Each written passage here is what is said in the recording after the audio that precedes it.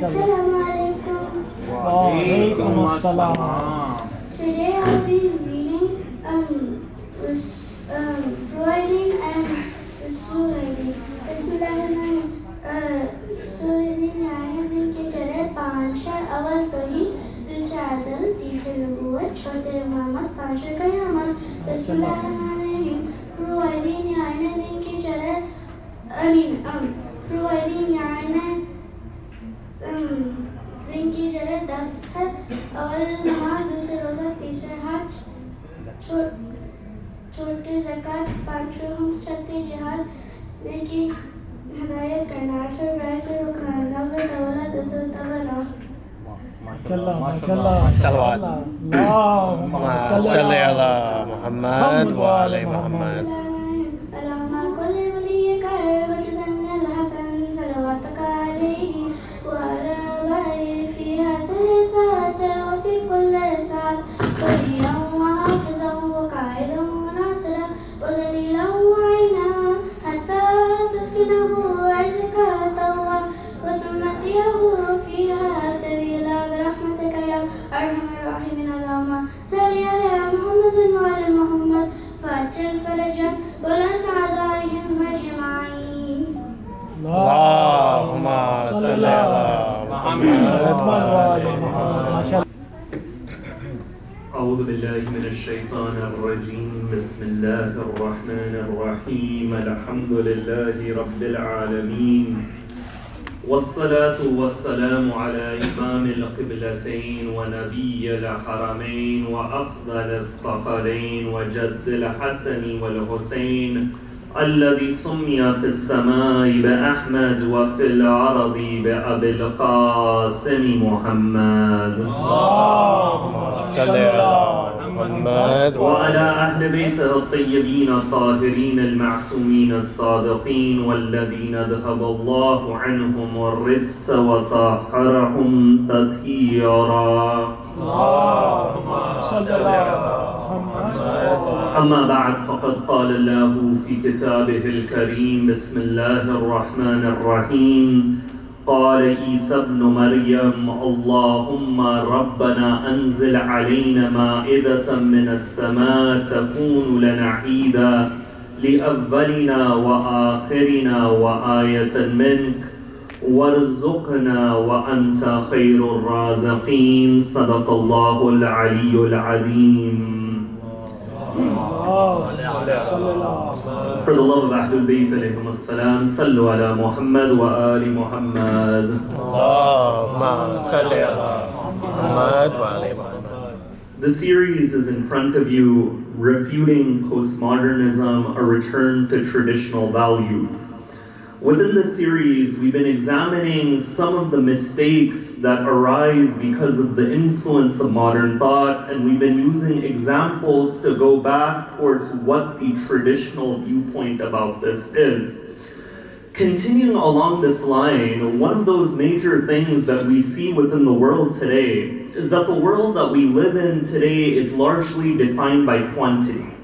What I mean by this is that even those things which are not quantitative or numerical in nature, within the world today, we try to give it a numerical value. For example, when you go to an hospital, the doctor will ask you that, can you rate your pain on a scale from 1 through 10? Now, even though pain is a quality, pain is not something which can be quantified, but you find it shows the way that our mind it thinks. Or when we look at another individual who is around us, if that individual has more square footage within his home, or he has more zeros in that bank account, we'll think that that individual is more successful. Why? Because we made our lives into a quantitative measure. And that's why one of those concepts which allows us to understand that there is much more than just quantity within the world is the concept of a rizq or sustenance. You know, the verse which I recited at the beginning of this lecture from Surah Al-Ma'idah, the 5th chapter of the Quran, you find that this verse is one of the most profound verses in the Quran which speaks about the concept of rizq or sustenance. You know, over here, this ayah, it says, قَالَ عِيسَى ابْنُ مَرْيَمَ, that Jesus, the son of Mary, he said, Allahumma Rabbana anzil alayna ma'idatan min as-sama takunu lana 'ida li awwalina wa akhirina wa ayatan min. The disciples of Isa, they come up to him and they say that, can your Lord send a table or a spread of food from the heavens? At that point, Nabi Isa, he makes the dua and he says, Oh Allah, send us this spread of food so that it can be a source of joy for the first of us, the last of us. It can be a sign from you. وَارْزُقْنَا وَأَنْتَ خَيْرُ الرَّازِقِينَ, and provide us sustenance since you are the best of those who provide.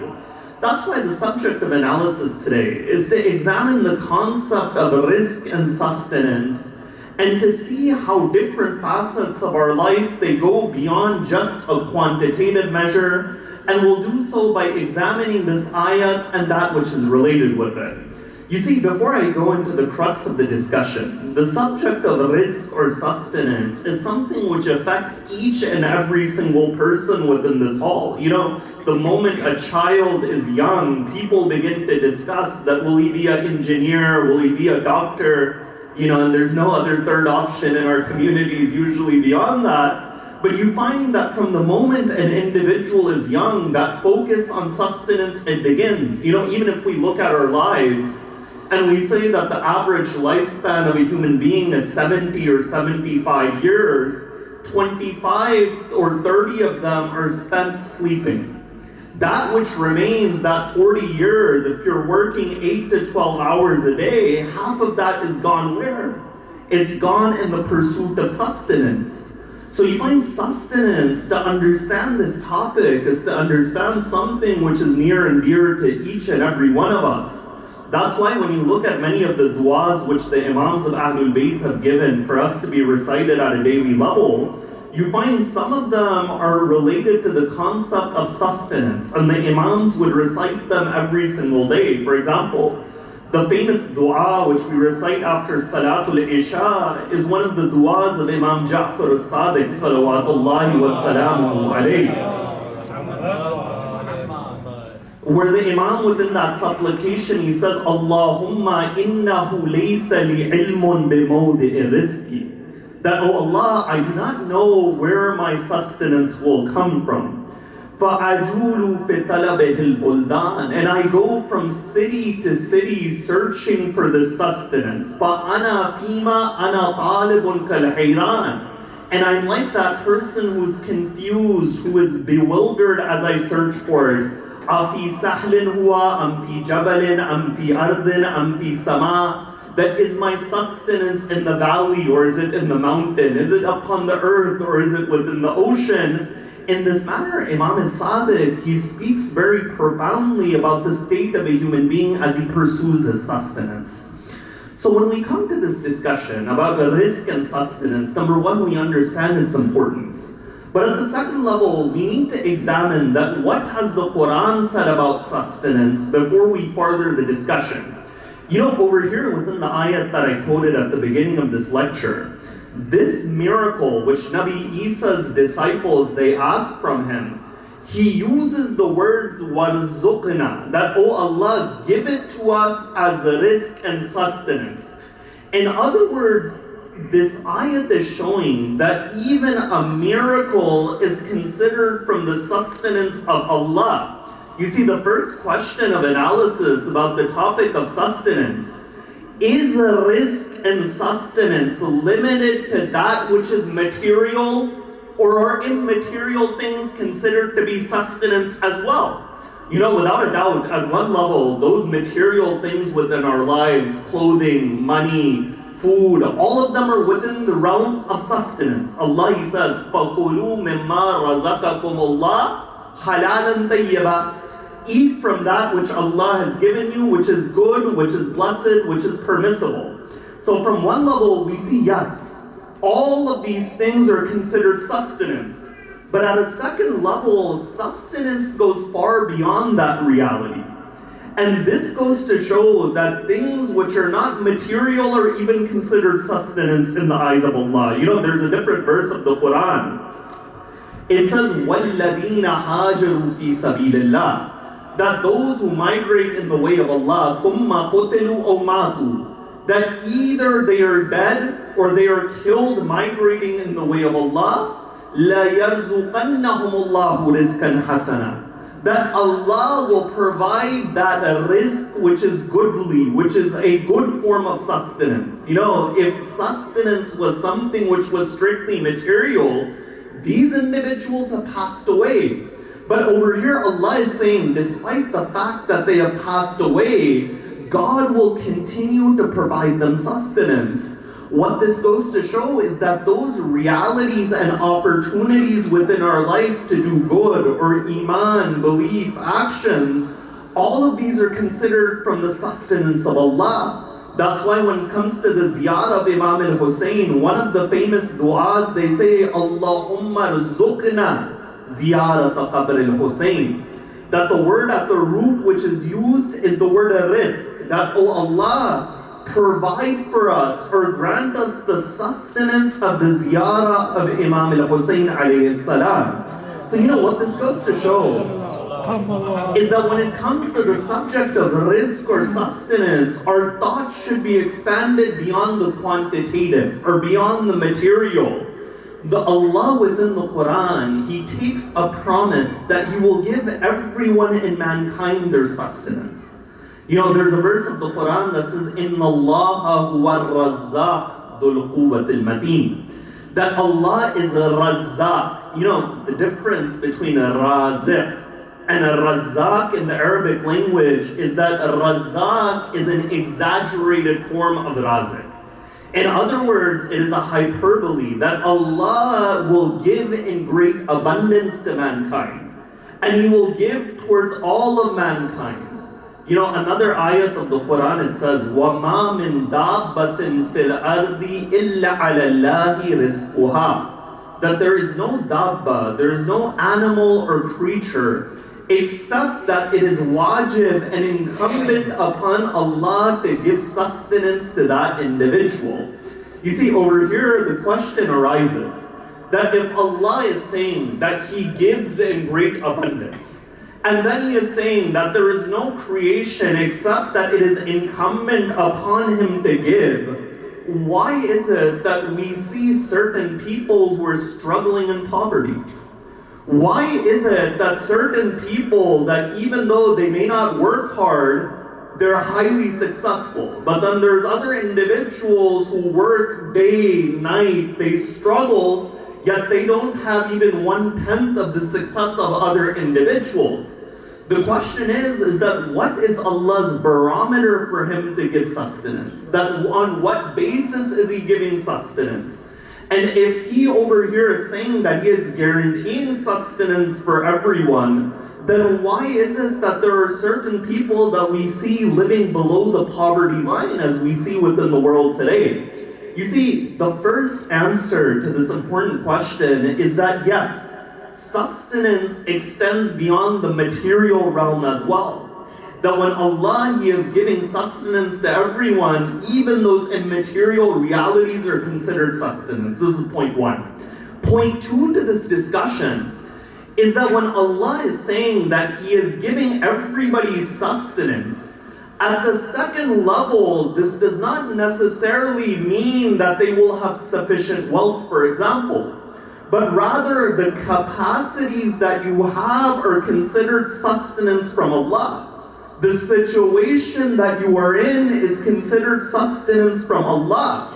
You know, I could be born in a house of multimillionaires and have a trust fund ready for me at the age of 18. Or I could be born in a house where there is nothing extra for me to take over there. You find at the same time, even when we are born into a situation, there are certain parameters that govern our lives. And those parameters are given by Allah. So at one capacity, yes, that is the second aspect. But at the third aspect, there's a famous saying of Amir al-Mu'mineen, where Amir al-Mu'mineen, he shows that a rizq is of two types. The Imam says to his son Imam al-Hassan, Ya Bunayya, Inna rizqa rizqan, that sustenance is of two types. Ar-rizq tatlubuhu wa-rizq yatlubuk. there is one type of sustenance that you seek. But then there is a second type of sustenance that seeks you. You know, that sustenance which seeks you, Allah has guaranteed for you that sustenance, but there are conditions towards it. That based upon certain conditions, there is a form of sustenance that will seek you. And in a famous narration of Rasulullah, he says, الرزق يطلب العبد أشد طلبا من أجله. That form of sustenance, it seeks a person even more intensely than death. Or a third narration will say that an individual will not pass from this world except that he has completed the sustenance that Allah has given him. You know, at one level, what this discussion it highlights, that as long as you meet certain conditions, that what you need for your livelihood is guaranteed by Allah.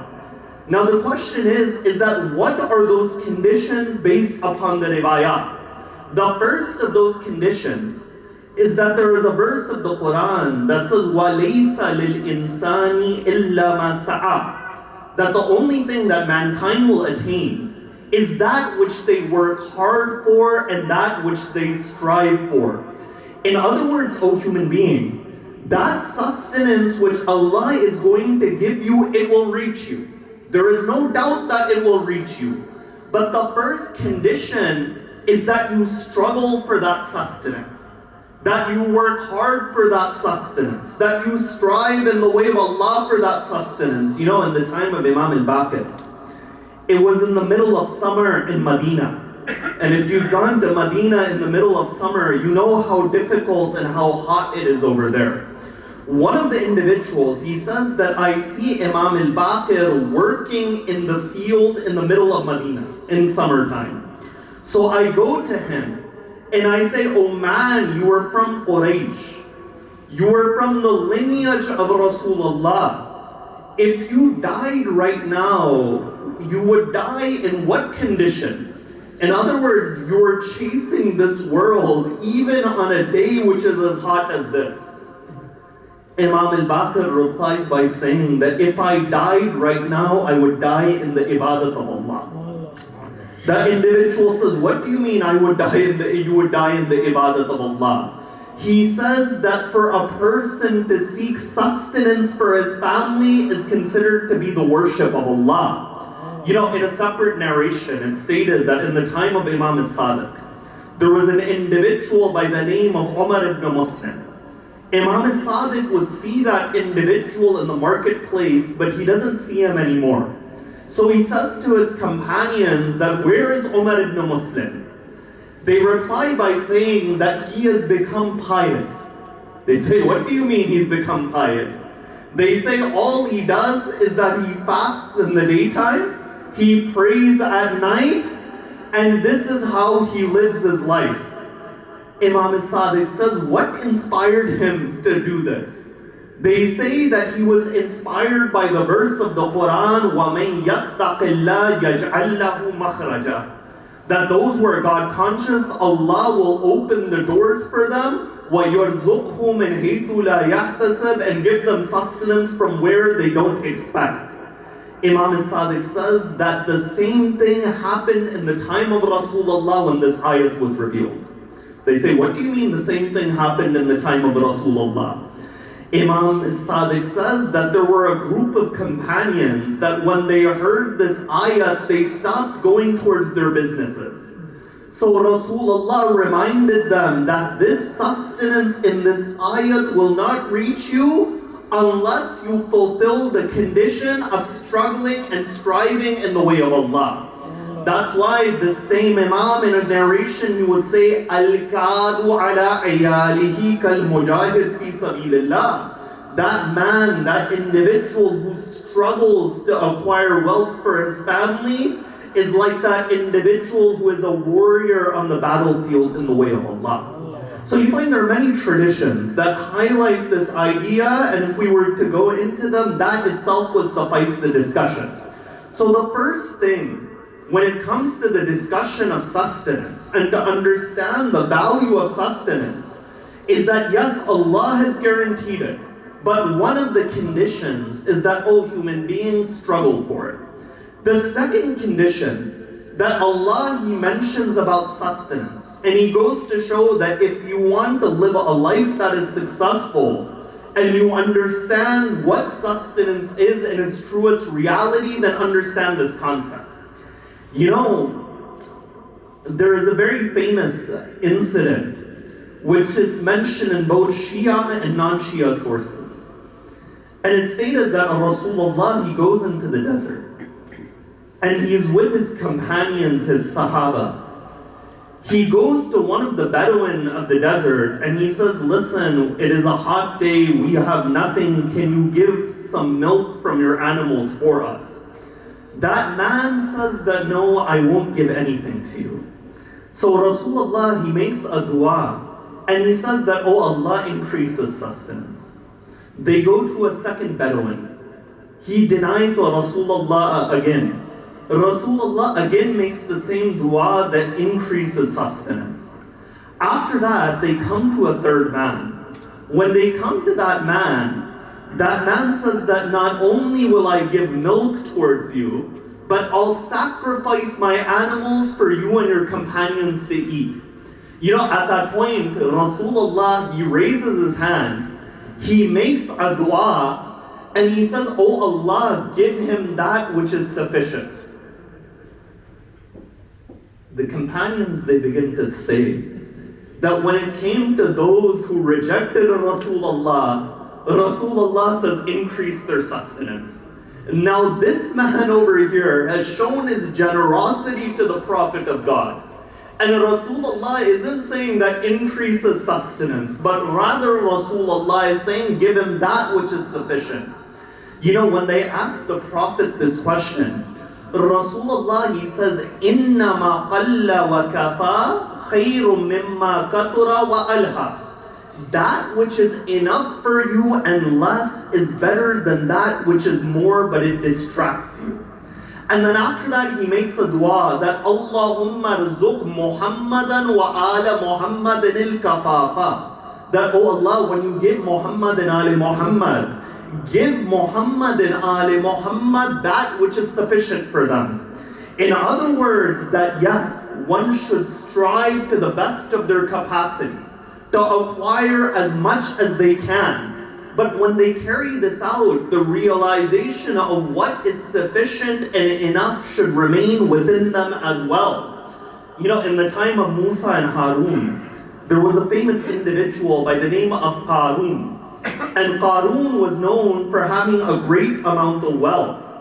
When Banu Israel, the children of Israel, they would see this individual, the Quran says that they would see him and they would desire to be in his position. إِنَّ الَّذِينَ تَمَنَّوْا مَكَانَهُ بِالْأَمْسِ. That one day it stated that this individual was swallowed into the ground as a punishment from Allah. Only at that moment they began to say, Allah yaqsutu rizqa liman yasha wa yaqdiru liman yasha. That Allah expands His sustenance for whom He wishes and He contracts it for whom He wishes. In other words, just because you see the outward form or the outward state in which someone is living, it doesn't mean that their life is one of success. But in reality, those individuals who understand that which is sufficient for them, you find that is one barometer of success. So you find both of these concepts are key in understanding that what is the reality of sustenance.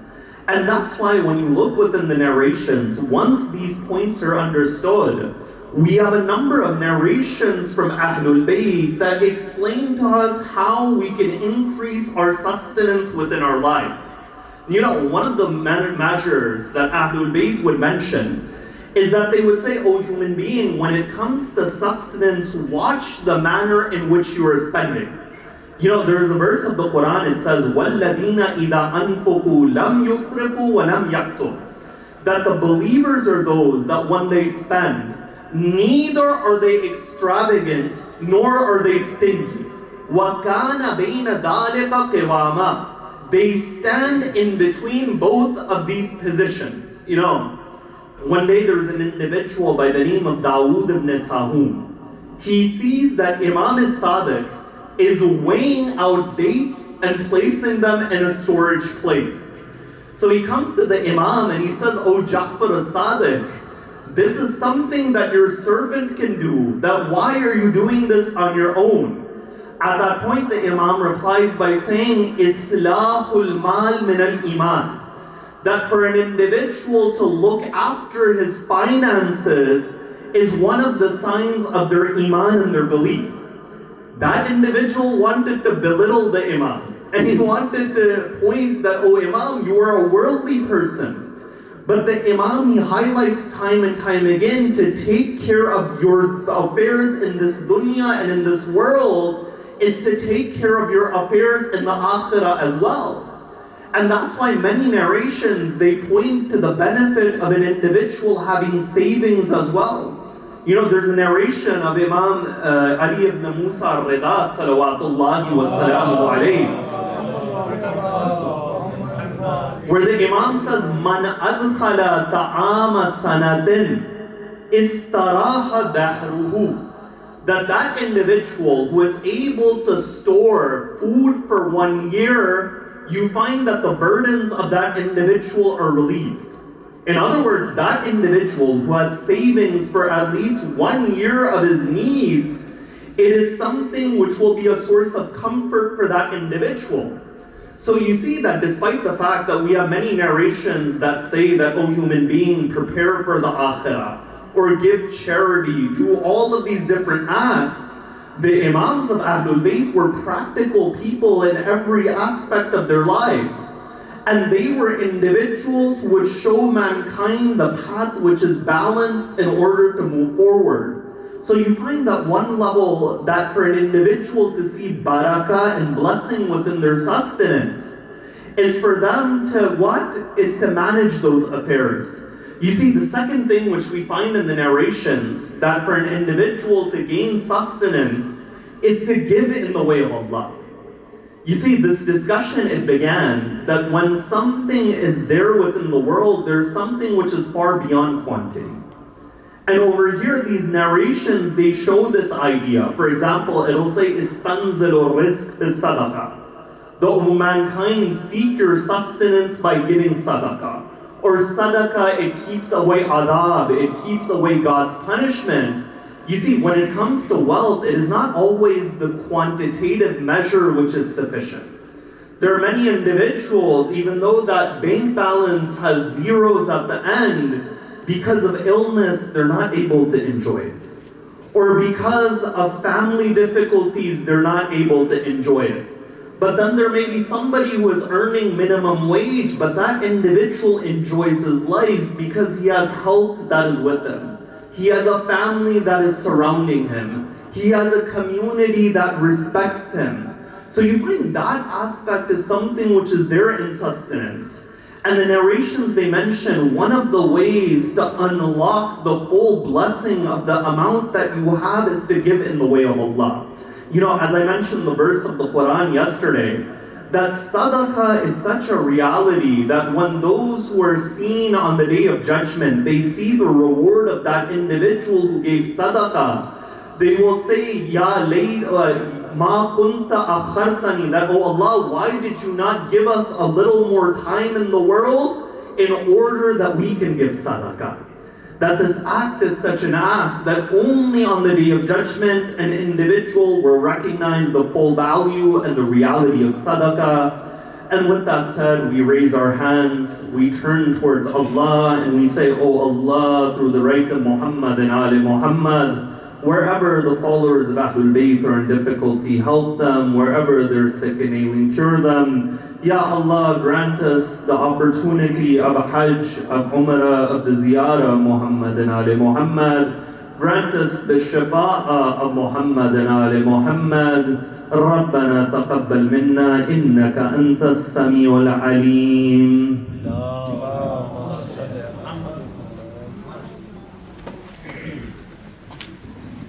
Ziyarah. السلام عليك يا رسول الله، السلام عليك يا أمير المؤمنين، السلام عليك يا فاطمة الزهراء سيدة النساء العالمين، السلام عليك يا حسن بن علي المجتبى ناسها الأمين، السلام عليك يا أبا عبد الله، السلام عليكم يا تسعة المعصومين من ذرية الحسين، السلام عليكم ورحمة الله وبركاته. السلام عليك يا غريب الغرباء، السلام عليك يا معين الضعفاء والفقراء، السلام عليكم ورحمة الله وبركاته. السلام عليك يا مولاي يا صاحب الزمان، السلام عليك يا شريك القرآن وكعبة الإيمان، عجل الله تعالى فرجا وسهل الله تعالى مخرجا، السلام عليكم ورحمة الله وبركاته.